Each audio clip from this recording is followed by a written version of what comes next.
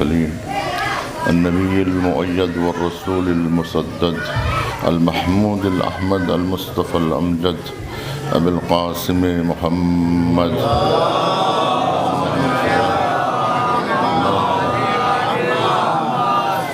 الصلاة والسلام على أسد الله الغالب غالب على كل غالب مطلوب على كل طالب مولانا مولى الثقلين أبي الحسنين علي بن أبي طالب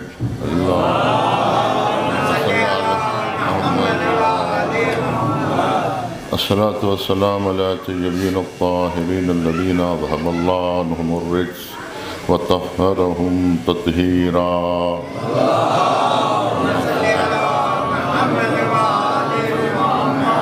وأصحابه المنتجبين. أما بعد فقد قال رسول الله صلى الله عليه وآله وسلم: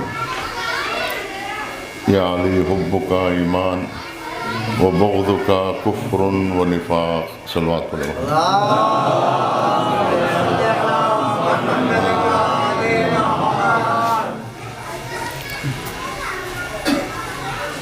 ماہ شعبان گزر رہا ہے اور آخری تاریخیں ہیں، لیکن اس مہینے میں جو مولود کی ولادت ہوئی ہے ان کے نقوش ابھی تک ذہنوں میں تازہ ہیں. تو اگر گفتگو امیر المومنین سے متعلق ہے، لیکن گفتگو کا آغاز ہم کرتے ہیں آخری امام سے کہ ہمیں اگر پہچاننا ہے آخری امام کو تو کیسے پہچانیں، کہ وہ کون ہیں، ان کا نام کیا ہے، ان کی کنیت کیا ہے، وہ کیسے ہوں گے، ان کی زندگی کیسی ہوگی، ان کا اٹھنا، ان کا بیٹھنا، ان کی زندگی، ان کی رفتار، ان کی گفتار کیسے ہوگی، کیا معلوم ہے؟ کسی کو معرفت ہے؟ کوئی بتا سکتا ہے کہ وہ کیسے کریں گے تبلیغ؟ اب عام نظریہ لوگوں میں یہ بن گیا ہے، کوئی بھی نظریہ ہو اس پر تنقید ہونی چاہیے تاکہ یہ سمجھ سکیں کہ وہ واقعی وہ نظریہ صحیح ہے کہ صحیح نہیں ہے. ایک نظریہ عموماً یہ ذہنوں میں بیٹھا ہوا ہے کہ وہ آئیں گے تو گالی اور مولی کی طرح جو ہے کاٹتے چلے جائیں گے، یہی نہیں بلکہ علماء کے سر قلم کر دیں گے. تو اب بتائیے کون انتظار کرے گا؟ کوئی انتظار کرے تو کرے، لیکن علماء تو ہرگز انتظار نہ کریں گے کہ وہ آئیں گے تو معلوم ہوا کہ گلے کاٹتے جائیں گے. تو گلے کاٹنے والوں کا کوئی انتظار کرتا ہے؟ نعوذ باللہ. بتائیں کہ کیا آنے والا جو ہے ہلاک و چنگیز کا وارث ہے یا رحمت للعالمین کا بیٹا ہے؟ تو یہ جو نظریہ ہے کہ وہ قتل کریں گے، تو آیا آپ یہ بتائیے کہ کب مظلوموں کے گلے مرسل اعظم نے کاٹے ہیں؟ کب بے گناہوں کو امیر المومنین نے ان کا سر قلم کیا ہے؟ اس لیے کہ آنے والا شاہد و مبشر کا بیٹا ہے. آنے والا جو ہے وہ داعین الی اللہ و باذنہ سراج منیر کا بیٹا ہے. آنے والا جو ہے وہ فاتح خیبر کا بیٹا ہے، فاتح صفین کا بیٹا ہے. معلوم ہوا کہ کوئی جنگ ایسی نہیں ہے جس میں علی نے 7 پشتوں کو نہ دیکھا ہو. تو جس کی تلوار اتنی عادل ہو اس کا بیٹا جو ہے ایسے کسی کا سر قلم کرتے چلا جائے گا کہ بغیر دیکھے ہوئے. تو یہ تصور انسان کے ذہن میں ہونا چاہیے کہ وہ آئیں گے تو ہمارے دکھ درد مصیبتیں ختم ہو جائیں گی، ہماری پریشانیاں ختم ہو جائیں گی، ظلم و زیادتیوں کا خاتمہ ہو جائے گا، ناانصافیوں کا خاتمہ ہو جائے گا. تو یہ تصور ہونا چاہیے. اچھا، اس کے لیے کیسے سمجھے؟ لوگ کہتے ہیں کہ 12ویں امام کی معرفت حاصل ہونی چاہیے. اب آپ بتائیے کہ کیسے ہونی چاہیے، کیسے ہوگی، کیسے ہوگی، کیسے معرفت ہوگی؟ لوگ یہ شکوہ کر رہے ہیں کہ آخری امام کے بارے میں لوگوں کو معرفت نہیں ہے، لوگ ان کے بارے میں کچھ نہیں جانتے۔ میں کہتا ہوں کہ سب سے زیادہ مظلوم تو امیر المومنین ہے نا، ان سے زیادہ مظلوم اور کون ہو سکتا ہے؟ تو جو لوگ پہلے امام کی معرفت کما حقہ حاصل نہیں کیے ہیں، جنہوں نے پہلے امام کو نہیں پہچانا ہے، وہ آخری امام کو کیا پہچانیں گے؟ جو پہلے امام کو نہ سمجھ سکے ہوں وہ اس لیے کہ اگر آخری امام کو سمجھنا ہے تو ہمیں پہلے امام کو سمجھنا ہوگا، پہلے امام کو سمجھنا ہوگا۔ اگر ہم امام زمانہ کو سمجھنا چاہتے ہیں تو آسان طریقہ یہ ہے کہ ہم رسول اللہ کو سمجھ جائیں۔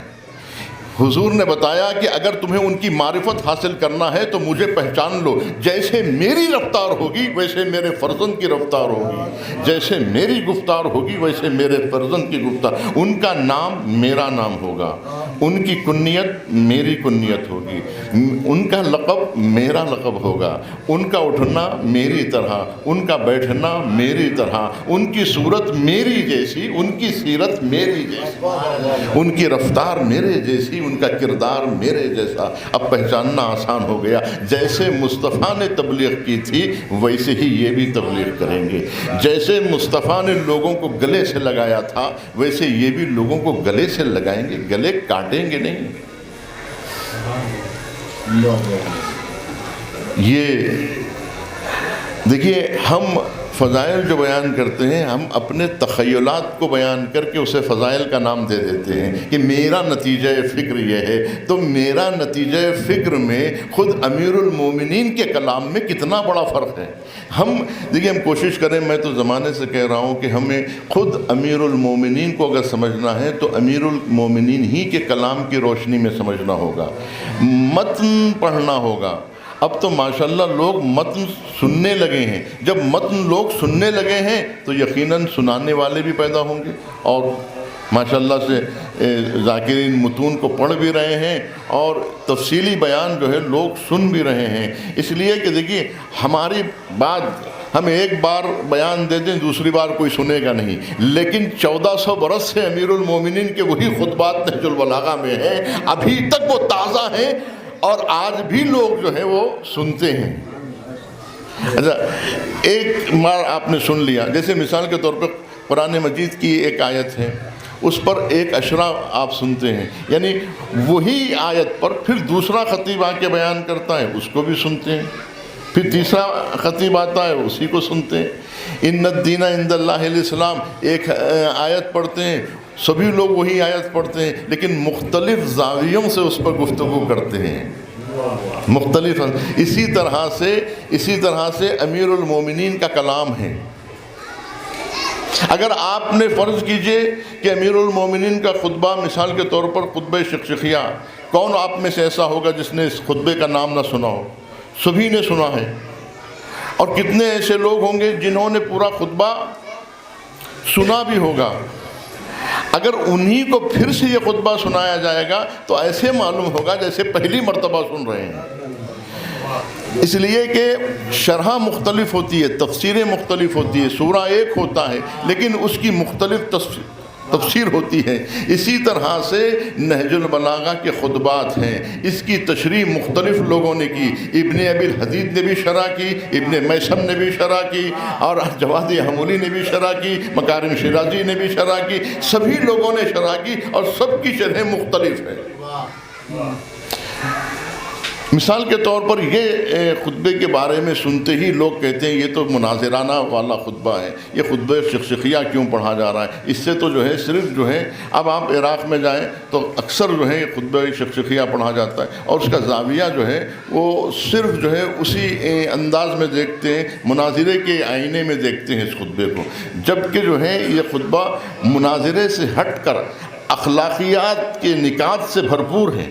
اس میں اخلاقیات کے وہ پہلو ہیں کہ بھئی دیکھیے، دشمن سے اور جو ہے مخالفین کی سے کیسے برخورد کرنا چاہیے، ان سے کیسے ان کے بارے میں کیا کہنا چاہیے۔ ہم دیکھیے جب کسی کے بارے میں کچھ کہتے ہیں تو سیدھے ہی ان کے ناموس کی طرف چلے جاتے ہیں، وہ اس کی بیوی بد کردار، اس کی بیٹی بد کردار، ہم ایسے گفتگو کرتے ہیں، جبکہ آپ دیکھیں کہ پورے نہج البلاغہ میں، پورے امیر المومنین کے خطبات میں اپنے مخالفین کے جب انہوں نے ذکر کیا، کبھی ان کی ناموس کا ذکر نہیں کیا۔ تو کیا ابو سفیان کی ناموس بد کردار نہیں تھی؟ نہیں تھی، لیکن کبھی ذکر کیا حضور نے؟ حضور نے ابو سفیان سے کہا کہ تیری بیوی بد کردار، ہندہ جگر خارے کا نام لیا تو سیاسی اعتبار سے، سبھی کا نام لیا تو سیاسی اعتبار، لیکن کبھی بھی ناموس پر حملہ نہیں کیا۔ یہی روش جو ہے آپ دیکھیں گے اس دور میں امام خمینی شاہ کے خلاف اتنی بڑی تحریکیں چلائے، پورے بیانات اس وقت جو ہے صحیفہ نور میں موجود ہیں، لیکن آپ بتائیے شاہ کے خلاف کوئی بیان امام خمینی نے دیا ہو جس میں اشرف جہاں کے بارے میں کچھ کہا ہو، ان کی بیوی فرحت دیبا کے بارے میں کہا ہو، ان کی بیوی جو ہے سریہ کے بارے میں کہا ہو؟ کبھی بھی ان کے بارے میں انہوں نے نہیں کہا کہ تمہاری بہن مثال کے طور پہ بد کردار ہے، تمہاری بیوی بد کردار ہے، فاحشہ ہے، یہ کوئی بات انہوں نے نہیں کہی ہے پورے۔ تو اس کا لحاظ ہونا چاہیے کہ مخالفت چاہے جتنی شدید ہو، ناموس پر حملہ کرنا یہ پستی کی علامت ہے۔ کسی دشمن کی بھی ناموس کا جو ہے ذکر نہیں کرنا چاہے جائے کہ لوگ ازواج رسول کے جو ہے جب اس طرح کے حملے جو ہے قرآن نے منع کیا کسی بھی ناموس کے لیے، تو آپ چاہے جائے کہ بزرگوں کی ناموس پر حملہ کریں۔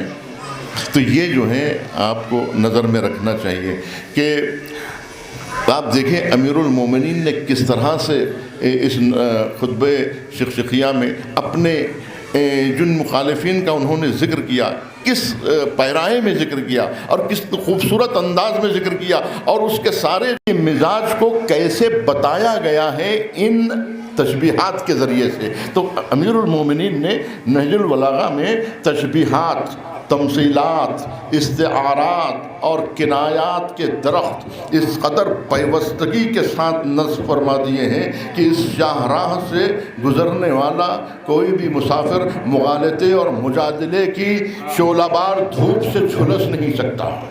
امیر المومنین کہتے ہیں کہ یغلظ کلمہا، جنہیں چھو کر بھی چرکے محسوس ہوتے تھے، یغلظ کا جس کے چرکے کاری تھے، یغلظ کلمہا، ویخشن مسھا، جس کو چھو کر بھی درشتگی محسوس ہوتی تھی، ویخشن مسھا، ویکثر الاسار فیہا، کہ جہاں مسلسل جو ہے وہ خطائیں تھیں، یکثر الاسار فیہا والاعتذار منہا، اور اس کے اوپر معذرت خواہیاں تھی، یعنی بار بار غلطی۔ دیکھیں ایک بار غلطی انسان سے ہو سکتی ہے، ایک بار انسان معذرت خواہی کر سکتا ہے، لیکن بار بار وہی غلطیاں دہرائی جائیں تو اس کا مطلب یہ ہے کہ ان کے اندر کمی ہے۔ تو یہ عام انسان کے لیے تو سزاوار ہے، لیکن حاکم وقت کے لیے اگر وہ ٹھوکر کھائے گا تو اس کے پیچھے جتنے لوگ ہیں سب ٹھوکر کھائیں گے۔ یکثر الاسار فیہا والاعتذار منہا فصاحبہا، اب یہ تشبیہ دیکھیے، فصاحبہا کالراکب الصعبہ، ان کے ساتھ گزارا کرنے والا ایسا ہے، اس اونٹنی کا سوار وہ ہے، ایک ایسی سرکش اونٹنی کا سوار ہے، یعنی خود اپنے بارے میں کہتے ہیں میں ان کے ساتھ جو گزارا کر رہا تھا تو میرے لیے جو پرابلم آ رہے تھے، جو مشکلات آ رہی تھیں، وہ یہ دیکھیے، بہت غور سے سنیے، بہت اس کا مزہ آپ زندگی بھر لے سکتے ہیں۔ یہ جو تشبیہ ہے، کہتے ہیں کہ فصاحبها كالراكب الصعبہ، ان کے ساتھ گزارا کرنے والا ایسے ہی تھا جیسے سرکش اونٹنی کا سوار ہو، سرکش اونٹنی کا سوار ہو۔ اس کے ساتھ ہوتا کیا ہے، جب وہ سرکش اونٹنی کو کھینچتا ہے، مہار کھینچتا ہے تو جو نتنی ہوتی ہے وہ ٹوٹ جاتی ہے۔ ایک مرتبہ اگر کھینچ دے تو پھر وہ ناک کی نتنی ٹوٹ جائے، اس کے بعد پھر لگام دینا ہی مشکل ہو جائے۔ پھر کیسے کھینچیں گے، ایک بار کھینچے اور ناک کی نتنی ہی ٹوٹ گئی۔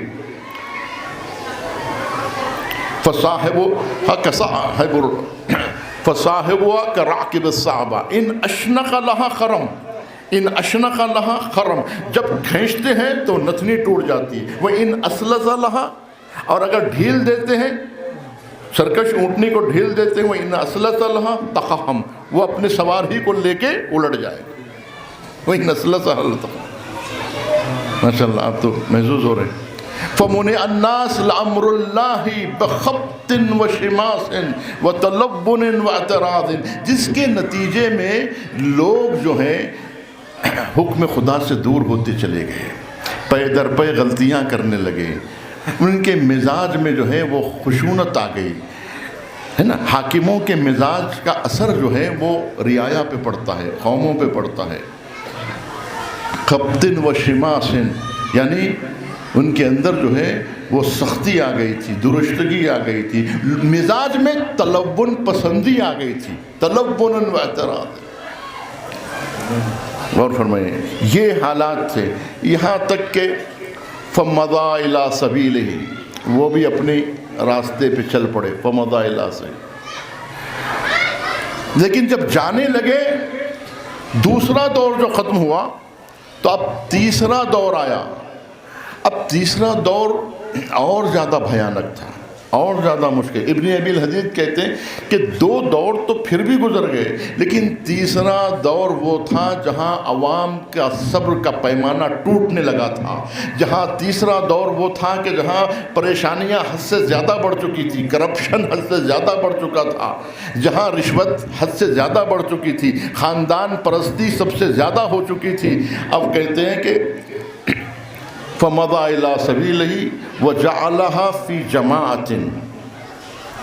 پوری تاریخ آپ امیر المومنین کی زبان میں چند جملوں میں سن رہے ہیں، جعلها في جماعة یا وجعلها في 6، 6 لوگوں کے حوالے کر دیا، وزعم أني أحدهم وجعلها جماعة اور فَأَدْلَ بِهَا إِلَى فُلَانٌ، اس کے بعد کہا کہ اور انہوں نے کیا کہا، حَتَّى مَضَى إِلَى سَبِيلِهِ وَجَعَلَهَا فِي جَمَاعَةٍ وَزَعَمَ أَنِّي أَحَدُهُمْ، اور گمان کر لیا کہ میں بھی اس جماعت کا حصہ ہوں۔ فَيَا لِلَّهِ وَلِلشُّورَى، کہ میرا شورا سے کیا تعلق ہے۔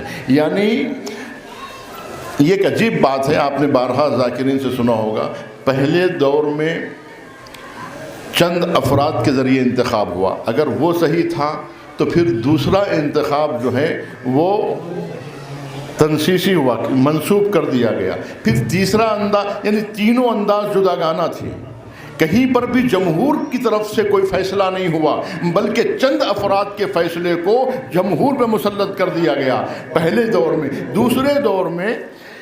دوسرے دور میں منسوب کر دیا گیا، پھر جو تیسرا دور آیا تو وہ جماعت کے حوالے کر دیا، اور وہ چاہ رہے تھے کہ 7 آدمی ہو، 4 ادھر ہو جائیں، 3 ادھر ہو جائیں، تو جدھر 4 ہوں اس کا پلہ بھاری ہو جائے۔ لیکن زید بن سعد یا کسی اور شخص کا نام تھا، اس کو کٹ کر کے 6 آدمیوں کے نام لکھے گئے، جن میں طلحہ ابن عبید اللہ، زبیر ابن عوام، سعد ابن ابی وقاص، اور جو ہے عثمان ابن عفان، علی ابن ابی طالب، اور جو ہے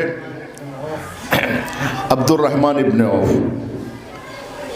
عبد الرحمن ابن عوف تو خاص نام ہے، اس کو بھول کے آپ شورا کا ذکر ہی نہیں کر سکتے۔ تو جب 6 آدمیوں پر بات ہوئی تو پھر اگر 3 ادھر ہو جائیں، 3 ادھر ہو جائیں تو پھر کیا کیا جائے؟ اگر 4 ادھر ہوں، 2 ادھر ہوں تو پھر ٹھیک ہے، لیکن کہا گیا کہ عبد الرحمن ابن عوف کو ڈبل اتھارٹی دے دی گئی، اور ان سے کہا گیا کہ اگر 3 ادھر ہو جائیں، 3 ادھر ہو جائیں تو جدھر عبد الرحمن ابن عوف ہوں گا اس کا پلہ بھاری ہو جائے گا۔ اب کیا کیا گیا کہ فیا للہ وللشورى، میرا شورا سے کیا کام، متى اعترض الریب فی اعمال اول منہم، ان کے پہلے کے مقابلے میں میرا حقدار خلافت ہونے میں کیا شک تھا کہ اب میرا مقابلہ ان کے ساتھ ہونے لگا، یعنی طلحہ کے ساتھ ہے نا، زبیر کے ساتھ، ان کے ساتھ ہونے لگا، جبکہ ان کے پہلے کے مقابلے میں میرا حقدار خلافت ہونے میں کیا شک تھا۔ متى اعترض الریب فی مع الاول منہم حتی اقرنوا الى هذه النظائر ولکنی اسبقت اذ اصفوا وطرت اذ طاروا، لیکن میں ان کے ساتھ ہو چلا، یعنی جب وہ زمین سے تھوڑا سا اوپر اڑ کے اڑتے تھے میں ان کے ساتھ ہو جایا کرتا تھا، وہ جب جیسے اوپر اڑتے تھے میں ان کے ساتھ ہو جایا کرتا، اذ اصبت اذ اصفوا وطرت اذ طاروا۔ لیکن آخر میں کیا ہوا، فَلَمَّا نَهَزْتُ بِالْأَمْرِ، لیکن جب میں امر خلافت کے لیے اٹھا تو فَسَغَ رَجُلٌ لِزِغْنِهِ، ایک شخص جو ہے کینے کی وجہ سے مجھ سے دور ہو گیا، فسقى رجل منه ذغنی ومال الآخر لسحره ما حن وحن الان. یہاں تک کہ دیکھیے یہ جو دور تیسرا گزرا، اب چوتھا جب دور آیا، چوتھے دور میں جب جو ہے آ کر سارے کے سارے لوگ امیر المومنین کی طرف ایک بچھو کے لشکر کی طرح پورے کے پورے ٹوٹ پڑے تھے. غور فرمائیے کہ کیسے حالات ہوئے. بہرحال یہ جو شورا کے حوالے ہوا، اور شورا کے حوالے یہ چیزیں ہوئی کہ ایک شخص جو ہے وہ کینہ و فساد کی وجہ سے ادھر چلا گیا، دوسرا شخص دامادی کی وجہ سے چلا گیا، اور تیسرا جو ہے ما حن و حن، مختلف جو ہے وجوہات کی بنا پر سب الگ الگ ہو گئے، ہے نا. جعلها في جماعت زعم انی احدهم فیا للہ وللشورى متى اعترض الريب فيها مع الاول منهم حتى اخرنوا الى هذه النظائر ولكن اصففت اذا صفوا وترت استاروا فصغى رجل لزغنه ومال الاخر لسحره ما حن وحن. اب یہاں کلوز کرتے ہوئے تیزی سے میں آگے بڑھ رہا ہوں. اب اس کے بعد فما رانی الا والناس کا عرف الضبع، یہاں تک کہ لوگ جو ہیں وہ مجھ پہ ٹوٹ پڑے. فمارا الا والناس کا عرف ینسالون الی من کل جانب، لوگ جو ہے وہ ایسے ٹوٹ رہے تھے کہ ہجوم بڑھ گیا تھا، جمہور میری طرف آ گئے تھے. ینسالون الی من کل جانب، ہر طرف سے لوگ مجھے گھیرے ہوئے تھے. حتی لقد وطی الحسنان، یہاں تک کہ جو ہے میرے انگوٹھے کچلے جا رہے تھے. وہ شق اطفائی، میرے بازو جو ہے وہ چھلے جا رہے، شق اطفائی. وہ مجتمعین حولی کا ربیضۃ الغنم، اور لوگ جو ہے ایسے امڑ رہے تھے جیسے جو ہے وہ بکرے کے مندے کی طرح جو ہے نا، لوگ بکرے کی مندوں کی طرح لوگ مجھے گھیرے ہوئے تھے. دیکھیے میں تیسرے دور کو جو ہے وہ زیادہ وضاحت نہیں کروں. امیر المومنین نے بس 2-3 جملے ان کے لیے کہے، یہاں تک کہ الی ان قام ثالث القوم، یہاں تک کہ تیسرا شخص اٹھا نافجن حزنہ، پیٹ پھلایا ہوا، بین النسیلہ و مختلفے، چارے اور فضلے کے بیچ میں کھڑا ہو گیا. وہ یخدمون مال اللہ خدمت الابل نبتۃ الربی، اور مال خدا کو ایسے کھا رہے تھے جیسے اونٹ فصل ربی کا چارہ چرتا ہے. کیسی تشبیہات ہے. یہ جو ہے ذکر کر کے بات آگے بڑھ جاتی ہے. اس کے بعد پھر یہی جملے آتے ہیں کہ فما رآنی الا والناس کا عرف الضبع. اس کے بعد جب میں اٹھتا ہوں فلما نہضت بالامر، جب میں اٹھتا ہوں تو نکست طائفۃ، پھر ایک گروہ جو ہے وہ بیعت کو توڑ دیتا ہے. یعنی طلحہ و زبیر جنگ جمل والے جو بیعت کر کے بیعت سے مکر گئے، توڑ دیا بیعت کو. نکست طائفۃ ومرقت اخرى، اور دوسرا خوارج جو دین سے نکل گیا، مرقت اخرى وقست آخرون، اور تیسرے قاسطین یعنی صفین والے یعنی فاسقین، یہ میرے مقابلے میں آ گئے، اور اس طرح سے جو ہے بازار گئے. اب بس آخری جملے. اب یہاں امیر المومنین کہتے ہیں، یہاں بات قابل غور ہے، وہ یہ ہے کہ ابھی تک تو امیر المومنین مطالب کو پیش کر رہے ہیں، اب یہاں نتیجہ دے رہے ہیں. یہ نتیجہ ہمارے لیے قابل غور ہے. یعنی اس پورے خطبے کا نچوڑ یہ ہے کہ اب یہاں آ کر ہمارے ذہنوں کو 1400 برس کے بعد تک آنے والے ذہنوں کو امیر المومنین جھنجھوڑ رہے ہیں. یہاں آ کے انبیاء کہ وہ دور کیسا تھا، وہ زمانہ کیسا تھا. ہم یہ جو ہے مسلمانوں کے بیچ میں خطبہ پڑھتے ہوئے گھبراتے ہیں، ہے نا، لیکن گھبرانا نہیں چاہیے، اس لیے کہ یہ امیر المومنین کا بیان ہے، ہمارا بیان نہیں ہے. یعنی ہم نہیں کہہ رہے ہیں، یہ امیر المومنین کہہ رہے ہیں. فرماتے ہیں کہ لقد تقمصھا ابن ابی قحافہ، یا بعض جگہ پر ہے کہ لقد تقمصھا فلان، کہ فلاں شخص نے خلافت کے لباس کو پہن لیا. یعنی اگر لباس حق ہوتا ہے تو حق کے بدن ہی پہ زیبا دیتا ہے. اگر وہ حق سے ہٹ جائے تو مثال کے طور پہ جیسا کہ عموماً کہا جاتا ہے کہ بڑے بھائی کا کرتا پہن لیا، چھوٹے بھائی کا پیجامہ پہن لیا، تو معلوم ہوا اگر کرتا جو ہے قد سے لمبا ہو جائے تو معلوم ہوگا کہ ان کا نہیں ہے، کسی بڑے بھائی کا ہے. اور اگر جو ہے چھوٹا ہو جائے تو کہتے ہیں ان کا نہیں ہے، کسی چھوٹے بھائی کا ہے. تو معلوم یہ ہوا کہ جس کا لباس ہوتا ہے اس پر پورا اترتا ہے، تو معلوم ہوا کہ لباس خلافت علی کے علاوہ کسی پر زیب ہی نہیں دیتا۔ لباس اگر تقویٰ ہو تو متقی پہ زیب دیتا ہے، اور خلافت کا لباس ولایت کے سر پر زیب دیتا ہے، ولایت کے لیے سر، کہ امیر المومنین فرماتے ہیں کہ میں سزاوار خلافت لقد تخمسها ابن انه لیعلم، جبکہ وہ جانتا ہے کہ میں کون ہوں۔ آپ کا سنا ہوا ہے، انه لیعلم، جبکہ وہ جانتا ہے کہ میں کون ہوں، کہ میں پیدا ہوا تو کعبے کی بنیاد بن گیا، پہلے ہی جبرائیل کا استاد بن گیا، ہو کر جوان رسول کا داماد بن گیا۔ وہ جانتا ہے کہ میں کون ہوں۔ انہو لیعلم ان محل منہا محل القطب من الرہا، میری حیثیت خلافت میں ایسی ہے جیسے چکی میں کیل کی ہوتی ہے کہ جس کے بغیر چکی گھوم ہی نہیں سکتی، اگر گھمایا جائے زبردستی تو جو نتیجہ ہے وہ حاصل نہیں ہوگا، جو چکی کے گھمانے کا مقصد ہے وہ حاصل نہیں ہوگا۔ ینحدر عن السیل، میں وہ ہوں کہ جس سے علوم کے چشمے سرازیر ہوتے ہیں۔ انہو لیعلم ان محل منہا محل القطب من الرہا۔ بہت گفتگو کی جا سکتی ہے، بہت سارے مطالب کو چھوڑتے ہوئے آگے بڑھنا پڑتا ہے۔ لوگ کہتے ہیں کہ آپ وہ بھول گئے، وہ ذکر آپ نے نہیں کیا، تو جو کیا وہ بہت کم ہے، جو نہیں کیا وہ بہت زیادہ۔ صلوات پڑھے محمد۔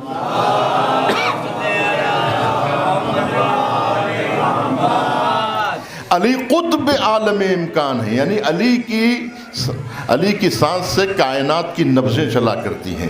امیر المومنین قطب عالم امکان ہے، قطب من الرہا، ینحدر عن السیل، مجھ سے علوم کے چشمے سرازیر ہوتے ہیں۔ ینحدر عن السیل، جتنے علوم ہیں، چاہے وہ علم صرف ہو، علم نحو ہو، علم بلاغت ہو، علم فصاحت ہو، حتیٰ علم طب ہو، علم کیمیا ہو، علم فلکیات ہو، سب میں امیر المومنین کا کلام موجود ہے۔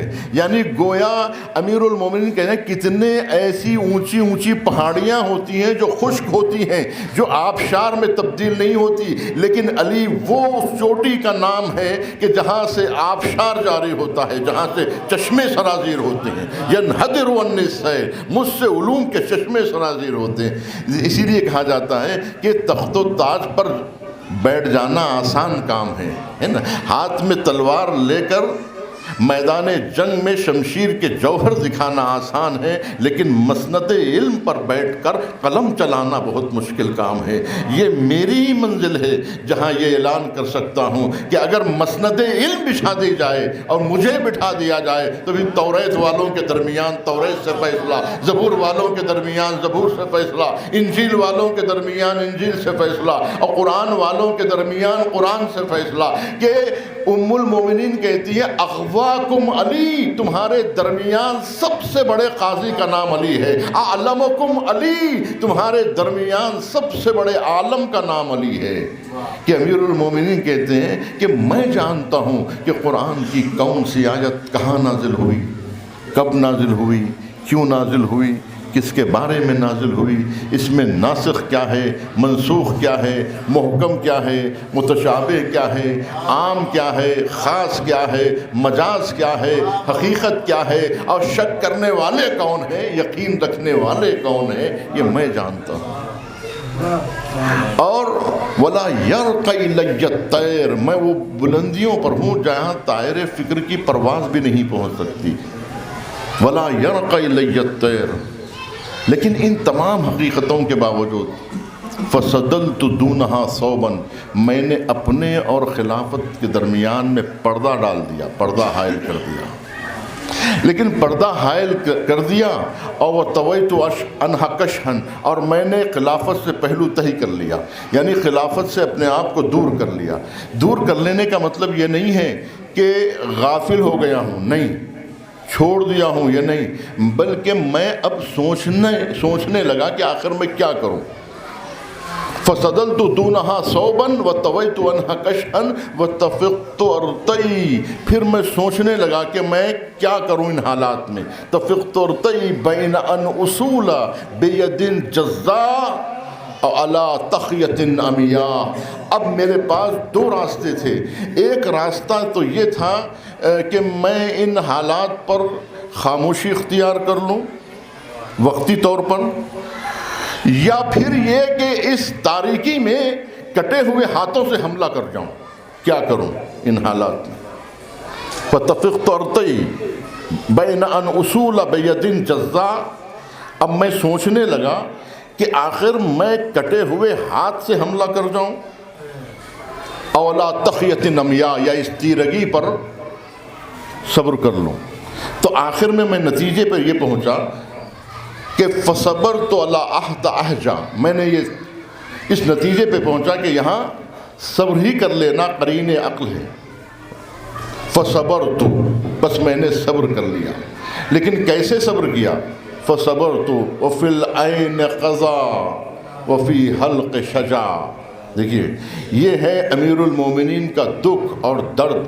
ہم ان مجلسوں میں امیر المومنین کے سینے پر ہاتھ رکھ کر انہیں تسلی دیں اور ان کے غم میں شریک ہو جائیں کہ امیر المومنین کا غم الگ ہے، ہمارا غم الگ ہے. امیر المومنین کی مصیبت الگ ہے، ہماری مصیبت الگ ہے.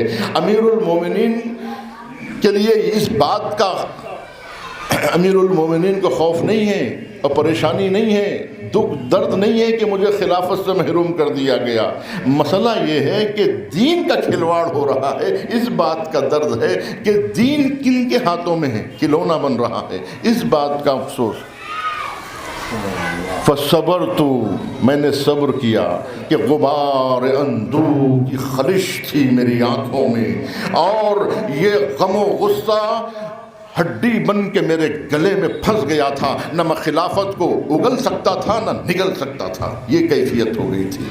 یعنی غم و غصہ جو ہے ہڈی بن گیا تھا. فی حلق شجا ارا تراث نہبا، میں دیکھ رہا تھا میراث مصطفیٰ لٹ رہی تھی. ارا تراث، اس میں دونوں بھی چیز ہے.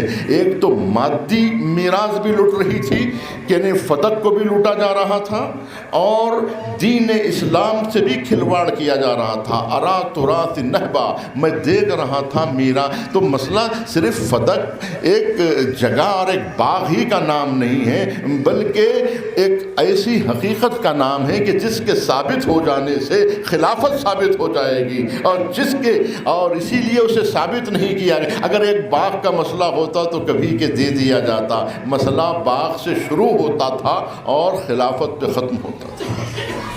تو معلوم یہ ہوا فی حلق شجا ارا تراث نہبا فمضى الاول الى سبیل.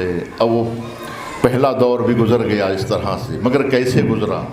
اس طرح سے گزرا، اس غم و اندوہ میں گزرا کہ آنکھوں میں، آپ بتائیے اگر کسی کے آنکھ میں تنکا چلا گیا ہو اور گلے میں ہڈی پھنس گئی ہو، ایسی حالت میں انسان کتنی دیر رہ سکتا ہے؟ 1 منٹ 2 منٹ. اور اگر 25 سال کا عرصہ اس طرح سے گزر جائے تو کیا حالت ہوگی انسان کی؟ وفی حلق شجا ارا تراث، یہاں تک کہ حتی مضى الاول الى سبیل.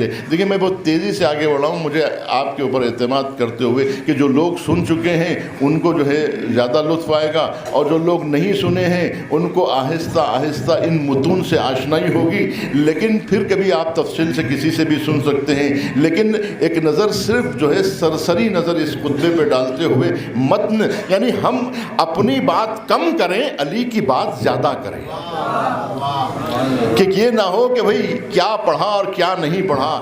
جو کچھ پڑھا امیر المومنین کا متن پڑھے. انسان کے من و ان علی ابن ابی طالب کے الفاظ میں وہ اثر ہے کہ کوئی وہ اثر پیدا نہیں کر سکتا. امیر المومنین کہتے ہیں حتی مضى الاول الى سبیل، اب پہلا گزر گیا فادلى بها الى ابن خطاب بعد، اور اپنے بعد کسی اور کے ہاتھ میں خلافت دے گیا. اب یہاں پر ایک شعر امیر المومنین نے کوٹ کیا ہے، فتمثل علی قول عاشا، ایک شاعر گزرا ہے عرب میں عاشا، اس کا قول نقل کیا کہ شتانما یوم علی کورہا یوم حیان اخی جابرا، جس کا مفہوم یہ ہے کہ وہ کیسا دن تھا، وہ کون سے ایام تھے جو جابر برادر حیان کی صحبت میں گزرا کرتے تھے، اور آج یہ حالات ہے. یعنی آپ غور کیجیے گا، تھوڑی دیر کے لیے آپ کو آپ کو اس پر توجہ دینی چاہیے کہ آخر انسان کو کتنی بھی مصیبت پڑے، کتنا بھی دکھ ہو، لیکن جب کوئی غمخوار ساتھ میں ہوتا ہے، جب کوئی دلدار ساتھ میں ہوتا ہے، تو پھر انسان کو وہ دکھ نہیں ہوتا، وہ مصیبت نہیں ہوتی۔ امیر المومنین کہہ رہے ہیں یہ جو مصیبتیں مجھ پر پڑ رہی ہیں اس سے کہیں زیادہ تو حضور کے زمانے میں تھی، لیکن حضور کے زمانے میں حضور کے ہوتے ہوئے کوئی دکھ نہیں دکھتا تھا، کوئی مصیبت دکھائی نہیں دیتی تھی، کوئی پریشانی دکھائی نہیں دیتی تھی۔ کیوں؟ اس لیے کہ حضور کا ساتھ تھا، مرسل اعظم موجود تھے، تو کوئی غم نہیں تھا، کوئی پریشان۔ لیکن ان کے بعد آج غم کا احساس ہونے لگا، کیونکہ وہ نہیں ہیں۔ شتانہ ما یوم علا کورہا یوم حیان آخی جابرہ فیا عجبا بینہوا یستغیلہا فی حیاتہ اذ عقدہا لآخر بعد وفات۔ تعجب کی بات تو یہ ہے کہ وہ اپنی زندگی میں تو یہ کہتے تھے کہ میں تمہارے لائق نہیں ہوں، مت دی ہے وہ اسی لیے کہ یہ خطبے کا یہ پہلو تو آپ نے بارہا سنا ہے۔ اب یہ والا جو پہلو ہے جو امیر المومنین جو اخلاقی بات کہنا چاہ رہے ہیں، نتیجہ جو دے رہے ہیں، وہ یہاں سے شروع ہوتا ہے۔ وہ کہتے ہیں کہ اب یہ ساری باتیں تو آپ نے سن لی، انہوں نے یہ کیا، انہوں نے کیا کیا، اب کہتے ہیں کہ کأنہم لم یسمعوا قول سبحانہ تعالی، ایسا لگتا ہے کہ انہوں نے اللہ سبحانہ وتعالیٰ کی یہ بات سنی ہی نہیں ہے۔ کأنہم لم یسمعوا قول سبحانہ تعالیٰ حیث یقول تلک الدار الآخرۃ نجعلها للذین لا یریدون علوا فی الارض ولا فسادا والعاقبۃ للمتقین۔ ایسا لگتا ہے کہ انہوں نے قرآن کی اس آیت کو سنا ہی نہیں ہے کہ تلک الدار الآخرہ، دیکھو آخرت کا مکان ان کے لیے مجلس اصحال ثواب ہے، ذہنوں کو قبروں تک جانا ہے، ذہنوں کو محشر تک جانا ہے، ذہنوں کو قیامت تک جانا ہے، اور اپنے اعمال کو درست کرنا ہے۔ دنیا میں رہو لیکن دنیا سے دور رہو۔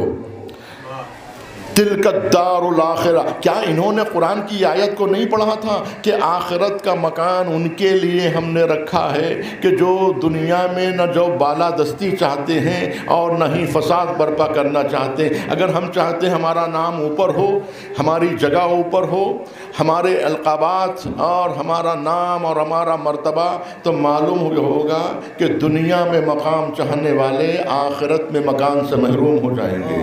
تلک الدار الآخرہ، ہم نے آخرت کا مکان ان کے لیے رکھا ہے کہ جو زمین میں بیجا بالادستی نہیں چاہتے، لا یریدون علوا فی الارض ولا فسادا، والعاقبت، عاقبت کس کے لیے؟ والعاقبت للمتقین۔ یہ ہے نتیجہ۔ آپ یہ مت سوچئے کہ کیسے کیسے لوگ بھٹک گئے، ہم نہیں بھٹک سکتے۔ تو تاریخ بتاتی ہے کہ جب اتنے بڑے بڑے لوگ بھٹک سکتے ہیں تو آپ کی کیا حیثیت ہے؟ جو جنہوں نے رسول اللہ کے چہرے کی دنوں رات زیارت کی، اب وہ لوگ نہ بھٹکیں جو ایک مرتبہ قبر رسول کی زیارت کر کے آئے تھے، زائر بن کے آئے ہیں بڑے شور و شیل سے، ایمان لپٹ کے رہ گیا قبر حسین سے۔ کہ آدمی زائر بننے کے باوجود بھی اس کو تحمل نہیں کر، جن لوگوں نے دنوں رات رسول کی زیارت کی تھی۔ غور طلب بات یہ ہے، سوچنے کی بات یہ ہے کہ یہاں بیٹھ کے تھوڑی دیر کے لیے سکوت کا وقفہ ہو اور انسان سوچے کہ آخر ہم کہاں جا رہے ہیں۔ کأنہم لم یسمعوا، جیسے کہ انہوں نے قرآن کی آیت سنی ہی نہیں تھی۔ اب یہاں علی ابن ابی طالب قسم کھا کے کہہ رہے ہیں یہی وہ منزل ہے کہ جہاں پر ہم یہ کہتے ہیں کہ ہم تو قرآن پڑھے ہی نہیں ہیں، ہم تو قرآن سمجھے ہی نہیں ہے، ترجمے سے پوری زندگی گزر گئی، ایک مرتبہ قرآن سمجھنے کی ہم نے کوشش نہیں کی، قرآن کی چند آیتیں ہمیں حفظ نہیں ہیں۔ امیر المومنین قسم کھا کے کہہ رہے ہیں واللہ، خدا کی قسم، انہوں نے قرآن کی آیتوں کو سنا تھا۔ واللہ لقد سمعوہا، خدا کی قسم انہوں نے قرآن کی آیتوں کو سنا تھا۔ لقد سمعوہا ووعوہا، اور انہیں حفظ بھی کیا تھا۔ پھر کیا ہوا؟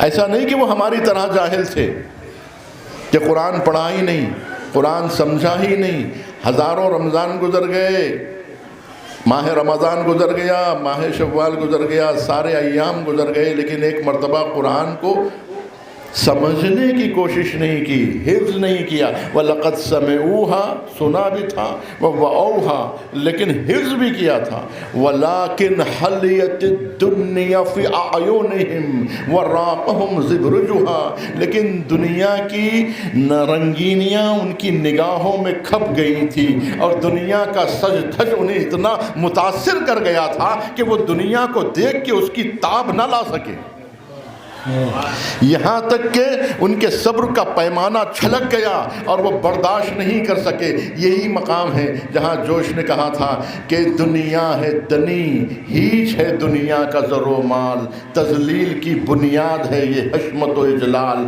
ادبار کوئی چیز ہے دراصل نہ اقبال، وہ سر بھی کوئی سر ہے جو ہونے کو ہے پامال، بیدار ہے دل جن کے وہ دنیا سے خفا ہے، جو پھول کے طالب ہے وہ کانٹوں سے جدا ہے، کھینچے لیے جاتا ہے کہاں تجھ کو زمانہ، سننے کے سزاوار نہیں ہے یہ فسانہ، دولت ہی کوئی اصل میں شے ہے نہ خزانہ، دھوکہ ہے یہ دھوکہ ہے، بہانہ ہے بہانہ، واللہ کہ تو حرص کے سانچے میں ڈھلا ہے، حق چھوڑ کے باطل کی پرستش کو چلا ہے، جا گورے غریبہ پہ نظر ڈال بعبرت، اور عبرت کے لیے ڈھونڈ کسی شاہ کی تربت، اور پوچھ کدھر ہے وہ تیری شان حکومت، کل تجھ میں بھرا تھا جو غرور آج کہاں ہے، اے کاسہ سر بول تیرا تاج کہاں ہے، اے کاسہ سر بول تیرا تاج کہاں ہے۔ دنیا جسے کہتے ہیں کثافت کا ہے انبار، خنزیر کی ہڈی سے بھی کچھ بڑھ کے ہے مردار، یہ امیر المومنین کے کلام سے لیا گیا ہے۔ کبھی دنیا کو سور کی ہڈی سے تعبیر کیا ہے، کبھی جو ہے مردار سے تعبیر کیا ہے، کبھی کسی چیز سے تعبیر کیا ہے، تو کہا کہ دنیا جسے کہتے ہیں کثافت کا ہے انبار، خنزیر کی ہڈی سے بھی کچھ بڑھ کے ہے مردار، ناپاک ہے، بد اصل ہے، کم ظرف ہے بدکار، مردار شکم اس کا تو پشت اس کی ہے بیمار، مبروس کے داغوں سے عفونت میں سوا ہے، ذلت کا یہ لقمہ ہے، سگوں کی یہ غذا ہے۔ یہ دنیا ہے۔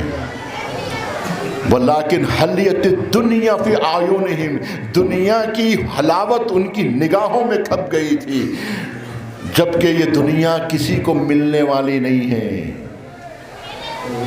کہتے ہیں کہ جناب عیسیٰ نے دنیا کو حقیقی شکل میں دیکھا کہ کھوسٹ بڑھیا کی طرح تھی، پوچھا کہ تیرا حسن کیا ہوا، تیری جوانی کیا ہوئی، اور کہا کہ اس حالت میں تجھ سے شادی کرنے کے لیے اتنی بھیڑ لگی ہے۔ کہا عیسیٰ تعجب تو یہی ہے، تعجب یہی ہے۔ کہا کہ تو اپنے شوہروں کے ساتھ کیا سلوک تو نے کیا، کسی نے وصال بھی کیا، کسی کو دنیا ملی بھی ابھی تک؟ فرعون عاشق ہوا، نمرود عاشق ہوا، شداد عاشق ہوا، اتنے عاشق ہوئے، اتنے لوگوں نے چاہا دنیا کو حاصل کرنا، کیا کسی کو دنیا ملی ہے؟ تو کہا کہ عیسیٰ تعجب تو یہی ہے کہ باپ کو قتل کرتی ہوں تو بیٹا تیار ہو جاتا ہے، بیٹے کو قتل کرتی ہوں تو باپ آمادہ ہو جاتا ہے۔ یہ ہے دنیا۔ بات تمام کر رہا ہوں۔ حلیت الدنیا فی اعینہم نگاہوں میں کھپ گئی۔ امیر المومنین کہتے ہیں خدا کی قسم، اما واللہ خدا کی قسم، فلق الحبۃ وبرع النسمۃ، جس نے دانے کو شگافتہ کیا، جس نے زیرو اشیاء کو خلق کیا، وَلَوْلَا حُضُورُ الْحَاضِرِ بَقِيَامِ الْحُجَّةِ بِوُجُودِ النَّاصِرِ۔ اب سوال یہ پیدا ہوتا ہے، یہ دنیا پر پھر امیر المومنین اس خلافت پہ کیوں بیٹھ گئے جس خلافت نے اتنے لوگوں کو دھوکہ دیا؟ کہتے ہیں خدا کی قسم واللہ خلق حبۃ وبرع النسمۃ ولولا الحضور الحاضر بقیام الحجہ بوجود الناصر۔ اگر لوگوں کے وجود سے مجھ پر حجت تمام نہ ہو گئی ہوتی، مددگاروں کی مدد مجھ پر تمام نہ ہو گئی ہوتی، لولا الحضور الحاضر بقیام الحجہ بوجود الناصر لَأَلْقَيْتُ حَبْلَهَا عَلَى غَارِبِهَا، تو پھر تم دیکھتے کہ میں اسی کی باغ ڈور کو اسی کے پشت پہ ڈال دیتا، یعنی اس کی باغ ڈور کو اسی کے پشت پہ مار دیتا۔ لَأَلْقَيْتُ حَبْلَهَا عَلَى غَارِبِهَا وَلَسَقَيْتُ آخِرَهَا بِكَاسِ أَوَّلِهَا، اور آخر کو بھی پہلے والے کے کاسے سے جو ہے وہ سیراب کر دیتا۔ اب یہاں پر وہ تاریخی جملہ آپ بار بار سن چکے ہیں، لیکن اتنا جاندار ہے یہ جملہ کہ پھر امیر المومنین کہتے ہیں اس وقت تم دیکھتے، یہ جو جملہ ہے نا یہاں کا ہے، لیکن جب وہ جانے لگے تو وہ کسی اور کے حوالے کر گئے، اگر آپ ہی اس کے حقدار نہیں تھے تو آپ دوسروں کو حق دینے کے حقدار کیسے بن سکتے ہیں؟ جب آپ کہہ رہے ہیں کہ عقیلونی کہ مجھے چھوڑ دو، لست بخیرکم، میں تم سے بہتر نہیں ہوں، تمہارے درمیان میں تو مجھ سے اچھے لوگ موجود ہیں، یعنی میں سزاوار نہیں ہوں۔ جب وہ اپنے دیکھیے منطقی بات، لاجیکل بات کرنا، یہ امیر المومنین نے آپ سیکھ سکتے ہیں کہ امیر المومنین جب بھی کوئی بات کہتے ہیں منطقی بات کرتے ہیں، آپ سے خود سوال کرتے ہیں کہ کیا یہ میرا کہنا صحیح ہے یا نہیں ہے، آپ فیصلہ کیجئے۔ جو شخص یہ کہتا ہے کہ میں حقدار نہیں ہوں، وہ دوسرے کو حق کیسے دے سکتا ہے جبکہ اس کا خود کا حق نہیں ہے، تو وہ کیسے دوسرے کو دے سکتا ہے؟ معلوم ہو مثال کے طور پر میں نے کسی سے لیا، اب میں خیرات کر سکتا ہوں،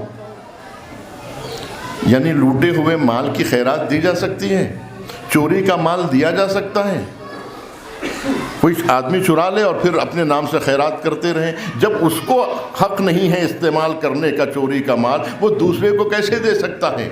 اور کیجئے، اسی لیے تو آیت کہہ رہی ہے انما یتقبل اللہ من المتقین، کہ اللہ اعمال کو متقین سے قبول کرتا ہے نا۔ اب میں وہ واقعات نہیں بیان کروں گا، آپ کے ذہن میں ایک ایک بات آتی چلی جائے گی کہ وہ جو چھٹے امام کے زمانے میں جو شخص چراتا تھا اور بانٹتا تھا اور اس کے بعد میں جو ہے وہ کہتا تھا کہ 4 چیزیں چرا لی اور 4 لوگوں کو دے دیا اور 40 ثواب مل گیا، اور اس میں سے جو ہے 40 میں سے 4 نکال دیں تو 36 تو ہمارے حصے میں آ گئی۔ لیکن چھٹے امام نے کیا کہا تھا کہ اس سے جا کر کہہ دو کہ اللہ اعمال کو قبول کرتا ہے لیکن چوروں سے نہیں، متقین سے۔ صلوات پڑھے محمد والے۔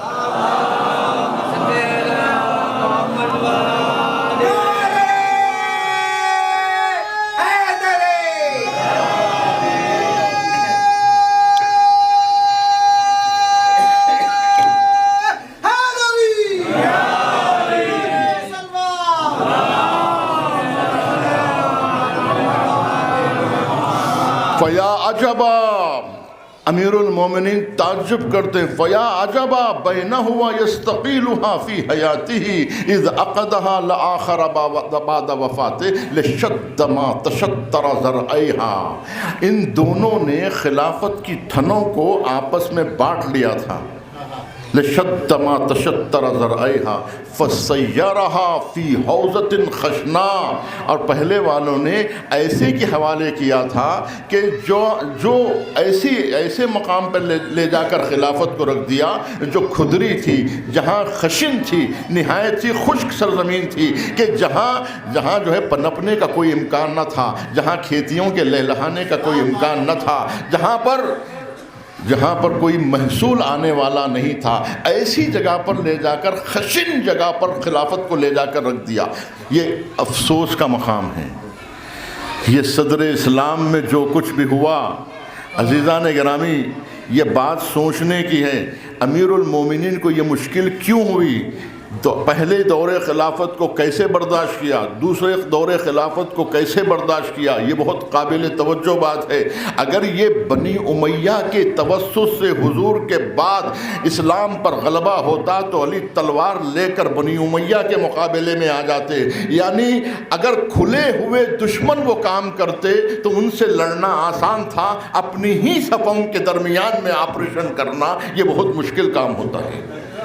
دشمن سے مقابلہ آسان ہے، دوستوں سے مقابلہ بہت مشکل ہے، اپنے عزیزوں سے مقابلہ بہت مشکل ہے، اپنے رشتہ داروں سے مقابلہ بہت مشکل کام ہے۔ مسئلہ یہ ہو گیا تھا کہ میری کشتی وہاں ڈوبی جہاں پانی کم تھا، اگر اسلام کی کشتی بنی امیہ کے سمندر میں غرق ہونے لگتی تو علی جیسا شناور بچا لیتا، بائیں ہاتھ سے بچا لیتا، لیکن یہ اپنوں کا آپریشن کرنا یہ آسان کام نہیں تھا۔ کس نزاکت کے ساتھ امیر المومنین ان حالات سے گزرے، آپ اس کا احساس آج 1400 برس کے بعد بھی کر کے انہیں خراج پیش کر سکتے ہیں۔ جب ابو سفیان نے کہا تھا کہ علی اٹھو، میں تمہارا ساتھ دینے کے لیے تیار ہوں، تو امیر المومنین نے کیا کہا تھا؟ ذاکرین کا جملہ آپ کے ذہن میں ہوگا کہ تم کب سے اسلام کے دوست بن گئے۔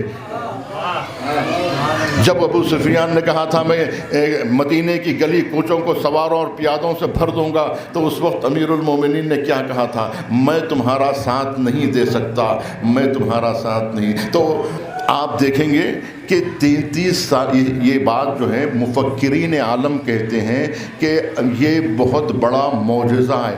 آپ دیکھیں، اگر آپ کو معجزہ دیکھنا ہے نا، خیبر و خندق میں جا کے مت دیکھیے، زور بازو کا دکھانا آسان کام ہے، یہ تو ہر پہلوان کر سکتا ہے، اور بڑے بڑے پہلوانوں کی تاریخ، مہابلی اور افسانے اور قصے کہانیاں آپ سنتے رہتے ہیں کہ خیبر کا اکھاڑنا آسان ہے، لیکن اپنے غصے کو قابو میں رکھنا یہ بہت مشکل کام ہے۔ بتائیے، یہ آسان کام ہے، اپنے دشمن پر غالب آنا یہ آسان، خیبر کا در اکھاڑنا آسان ہے، لیکن عمر ابن عبدود کے سینے سے اتر آنا یہ بہت مشکل کام ہے۔ یہ ہے علی کا معجزہ۔ اسے سمجھنے کی ضرورت ہے کہ کس طرح سے امیر المومنین نے ان حالات کا مقابلہ کیا، اور ان حالات میں علی ٹوٹے نہیں بلکہ ان حالات سے گزرے۔ تو مفکرین عالم کہتے ہیں کہ 33 سال کا نوجوان امت مسلمہ کے مستقبل کے بارے میں سوچ رہا تھا، 33 سال کا نوجوان امت اسلامیہ کے فیوچر کے بارے میں سوچ رہا تھا۔ انہوں نے خانہ جنگی ہونے نہیں دی، بنی امیہ کا ساتھ لے کر خانہ جنگی نہیں کی، مسلمانوں کا خون نہیں بہایا، بلکہ مسلمانوں کا اتحاد کو برقرار رکھ کر ان منزلوں سے آسانی کے ساتھ ان منزلوں سے علی گزر گئے۔ یہ درس ہے ہمارے لیے کہ ہمیں حالات کا مقابلہ کرنا ہے، سنجیدگی سے ساتھ کرنا ہے کہ آپس میں پھوٹ نہ پڑنے پائے، بھائی کا خنجر بھائی کے گلے پر نہ ہو۔ تو یہ ہے عزیزان گرامی، امیر المومنین نے مسلمانوں کو جو بچایا ہے اور مسلمانوں کی عزتوں کا جو تحفظ کیا ہے، یہ بہت قابل غور بات ہے نا۔ کھلے ہوئے دشمن سے لڑنا آسان کام ہے۔ رسول اللہ کے زمانے میں مشرکین مقابلے میں تھے، کفار مقابلے میں تھے، امیر المومنین کے دور میں وہ مسلمان تھے جو شیب ابی طالب میں رہ چکے تھے، جو مکے کی سنگلاخ وادیوں میں رسول اللہ کے ساتھ تھے، جن لوگوں کے بارے میں مسلمان آج بھی سوچ کے رونگٹے کھڑے ہو جاتے ہیں کہ جن کے بارے میں، جن بزرگوں کے بارے میں وہ بھی دھوکہ دیں گے، یہ یقین نہ تھا۔ وہ بھی اپنی شہرت و عظمت کی خاطر استحصال کر جائیں گے، لفافوں کی خاطر، مال کی خاطر، بیت المال کی خاطر، دولت کی خاطر، جھوٹی واہ واہ کی خاطر اپنا ایمان بیچ دیں گے۔ وہ شخصیت بھی یہ مسلمان سوچ بھی نہیں سکتا جنہوں نے شیب ابی طالب میں بھوک اور پیاس برداشت کیا ہو رسول اللہ کے ساتھ۔ یہی سعد ابن ابی وقاص جو رسول اللہ کے ساتھ شیب ابی طالب میں وہ کہتا ہے کہ ہمارے پیر کے نیچے ایک گیلی سی چیز آ گئی تھی، ہم اٹھا کے کھا گئے، آج تک ہمیں پتہ نہ چلا کہ وہ کھانے کی چیز تھی کہ کھانے کی چیز نہ تھی۔ کھجور کی گٹلیاں کھا کے پوری رات گزار دی۔ آج مسلمانوں کو اس بات کا احساس نہیں ہے کہ تمہارا رسول کن محنتوں سے دین تمہارے حوالے کیا، اور تم اپنی خواہشات کی تکمیل کے لیے، ایک دوسرے پر فخر و مباحات کے لیے دین کا ستیہ ناش کر رہے ہیں، آپس کے اختلافات اور آپس کے اتحاد کو توڑ رہے ہیں۔ جبکہ حضور نے کیسے لوگوں کو برداشت کیا۔ آج کربلا میں جو عمر سعد کا ذکر ہوتا ہے، یہ عمر سعد کون ہے؟ سعد ابن ابی وقاص کا بیٹا ہے۔ سعد ابن ابی وقاص وہ ہے جو مکے میں شیب ابی طالب کی کٹنائیوں میں ساتھ رہا، لیکن اس کے بعد آج دیکھیے اگر آپ ایران کے انقلاب کے بعد تاریخ پڑھیں، ابھی علی اکبری کو جو پھانسی دی گئی ہے، آپ وہ دیکھیں تو آپ کو اندازہ ہوگا کہ کیسے لوگ بدل سکتے ہوتے ہیں، وہ شخص جو بارڈر پر 7 سال جنگ لڑا ہو، جس کا بھائی شہید ہو گیا ہو، جس کے 2 بھائی شہید ہوئے، جس کے خاندان میں کئی لوگ شہید ہوئے ہیں، وہ شخص جو ہے برطانیہ سے ہاتھ ملا کر برطانیہ کا جاسوس بن کر ایران کے خلاف سازش کرتا ہے، نتیجے میں پھانسی ہوتی۔ آپ اندازہ لگائیے کہ کیسے کیسے لوگ بدل جاتے ہیں۔ امارت سے پہلے مزاج اور ہوتا ہے، امارت کے بعد مزاج اور ہو جاتا ہے، غربت میں مزاج اور ہوتا ہے، اور تخت و تاج کے مل جانے کے بعد مزاج اور ہو جاتا ہے۔ جب انسان جو ہے وہ سائیکل پہ چلتا ہے تو اس کا مزاج اور ہوتا ہے، جب وہی شخص جہاز میں بیٹھ جاتا ہے تو اس کی فکر 7ویں آسمان پہ پرواز کرنے لگتی ہے۔ اب وہ نہیں سوچتا جو پہلے سوچا کرتا تھا۔ جھوپڑی میں رہنے والا اور سوچتا ہے، محلوں میں رہنے والا اور سوچتا ہے، محلوں میں رہنے والا اور سوچتا ہے۔ حالات بدل جانے سے انسان بدل جاتا ہے، مزاج بدل جاتا ہے، ذہنیت بدل جاتی ہے، سوچنے کا تو عزیزان گرامی، اگر مکے کے مسلمانوں کا مزاج مدینے میں بدل گیا ہے تو تعجب کی بات نہیں ہے کہ جب لوگوں نے کھجور کی گٹلی جنہیں نہ نصیب ہوتی تھی، ان کو جب کھجور کے باغات ملنے لگے تو پھر مزاج بدلے گا کہ نہیں بدلے گا؟ ہاں، بس اندازہ لگائیں۔ میں اپنے بیانات کو کم کرتے ہوئے متن کی طرف آگے بڑھ رہا ہوں، اور متن کا سہارا لیتے ہوئے امیر المومنین فرماتے ہیں کہ فَصَيَّرَهَا فِي حَوْزَةٍ خَشْنَا، ایک ایسے مقام پر خلافت کو لے جا کے رکھ دیا گیا تھا جو خشن جگہ تھی، فی حَوْزَةٍ خَشْنَا يَقْلُذُ كَلْمُهَا، جس کو چھو کر بھی چرکے محسوس ہوتے تھے۔ دیکھیں کیسے الفاظ استعمال کیے ہیں، اس کے باوجود آپ کہتے ہیں یہ سید رضی کے جملے ہیں۔ سید رضی کہتے ہیں کہ نہج البلاغہ میں جب قرآن کی آیتیں آ جاتی ہے تو صاف پتہ چل جاتا ہے کہ خالق کا کلام کون سا ہے، مخلوق کا کلام کون سا ہے۔ تو میں کہتا ہوں کہ جب نہج البلاغہ میں سید رضی کا کلام اور امام امیر المومنین کا کلام آ جاتا ہے تو خود پتہ چل جاتا ہے کہ کس کا کلام ہے۔ کلام الامام امام الکلام ہوتا ہے۔ امیر المومنین نے کیسی تشبیہات دی ہے کہ سید رضی دنگ ہو گئے ان تشبیہات کو دیکھ کر۔ فَصَيَّرَهَا فِي حَوْزَةٍ خَشْنَا يَقْلُذُ كَلْمُهَا وَيَخْشُنُ الْإِسَارُ فِيهَا وَالْإِعْتِذَارُ مِنْهَا فَصَاحِبُهَا كَالرَّاكِبِ الصَّعْبَةِ إِنْ أَشْنَقَ لَهَا تَقَرَّمَ وَإِنْ أَشْنَقَ لَهَا تَقَرَّمَ وَإِنْ أَسْلَسَ لَهَا تَقَحَّمَ۔ دیکھیے ایسی تشبیہ دی ہے کہ آپ اگر عربی ادب سے واقف نہ بھی ہوں تو صرف آپ اس کا اردو میں ترجمہ سن کر آپ دنگ ہو جائیں گے کہ یہ اپنے کشتوں پہ نہیں روئیں گے، ہم امام حسین کو یاد کر کے روئیں گے۔ مسئلہ یہ ہے کہ جو دنیا سے مومن جاتا ہے تو کیا امام زمانہ کو خوشی ہوتی ہے یا تکلیف ہوتی ہے؟ یہ بتائیے۔ آپ کا مرنے والا صرف آپ کا عزیز ہے یا امام کا پیروکار بھی ہے، امام کا چاہنے والا بھی ہے؟ اگر ان کے چاہنے والوں کو اطلاع ملتی ہے، جب امام حسین کو اطلاع ملتی ہے میرا حبیب دنیا سے گزر گیا، میرا زہیر دنیا سے گزر گیا، میرا حر دنیا سے گزر گیا، حسین ابن علی ماتم میں شریک ہوتے ہیں، تسلیت پیش کرتے ہیں کہ نہیں پیش کرتے؟ جب امام حسین نے سنا کہ مسلم شہید ہو گئے تو کیا امام حسین علیہ السلام کو غم نہیں ہوا کہ آج کا دن پوچھا کہ آج کون سا دن ہے، آج کون سی جو ہے وہ ذی الحجہ کی تاریخ ہے، آج 9 تاریخ ہے، آج یوم عرفہ ہے، آج میں روں کہ نہ روں؟ نہیں، بلکہ آج میں تسلیت پیش کروں یتیمہ کو یا نہ پیش کروں؟ امام حسین نے کہا میں یتیمہ مسلم کو ضرور تسلیت پیش کروں گا، وقت کا امام رو رہا ہے، اپنے عزیزوں کا نام سن کے ان کے مرنے پر گریہ کر رہے ہیں، ان کی شہادت پہ گریہ کر رہے ہیں۔ یہی بات ہوتی ہے کہ جب کوئی امام زمانہ کا چاہنے والا اس دنیا سے رخصت ہو جاتا ہے تو امام کے دل کو تکلیف پہنچتی ہے، وہ آ کے ان کے یتیموں کو دلاسا دیتے ہیں، پرسا دیتے ہیں ان کے عزیز۔ تبھی تو ہم اپنے عزیزوں کے لیے صبر کرتے ہیں۔ یہ کون ہے جو صبر صبر کی تلقین کر کے کہتا ہے کہ تم گریہ مت کرو، کربلا والوں کو یاد کرو، ارے تم زوجہ ہو نا، تم صبر کرو جیسے وہب کی زوجہ نے صبر کیا تھا کہ نوشاہ دنیا سے گزر گیا لیکن زوجہ نے گریہ نہیں کیا، تم صبر کرو۔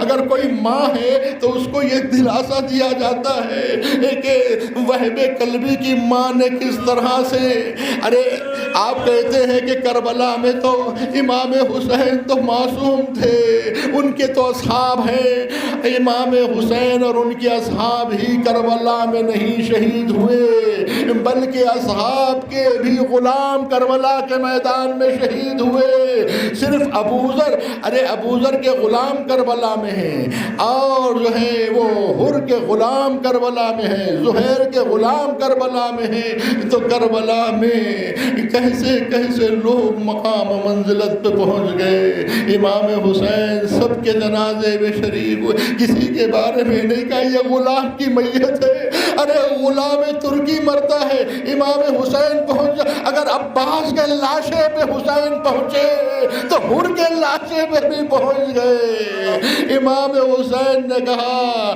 اے حر، تیری ماں نے کتنا اچھا نام رکھا، تو دنیا میں بھی حر ہے، آخرت میں بھی حر ہے، ارے ہمیں کتنا سہارا ملتا ہے ان جملوں سے، لاکھ ہم گناہگار صحیح لیکن حسین ابن علی کی راہ میں اگر ہم اپنی عاقبت کو ان کے حوالے کر دیں، ان کی راہ میں اگر مر جائیں تو حسین ہماری بالی پر بھی آئیں گے، حسین ہمارے سرحانے بھی آئیں گے، حسین اپنے غلاموں پہ رحم کھاتے ہیں۔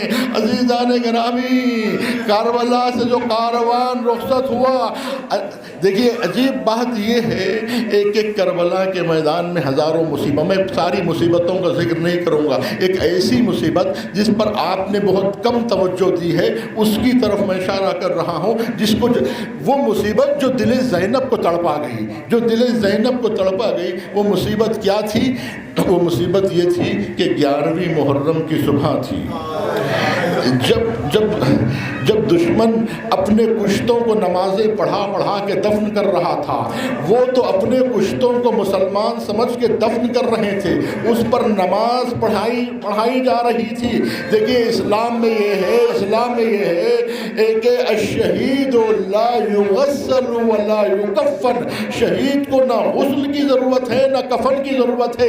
افسوس اس بات پر نہیں ہے کہ فرات کا پانی اچھلتا رہا لیکن حسین کو غسل نہ دیا گیا، افسوس اس کا نہیں ہے کہ امام حسین کو کفن نہیں پہنایا گیا، کہ اگر چادر ہوتی تو کفن پہنا دیا جاتا، لیکن نہ افسوس کفن کا ہے نہ افسوس جو ہے غسل کا ہے، لیکن افسوس اس بات کا ہے کہ شہید پر نماز جنازہ پڑھائی جاتی۔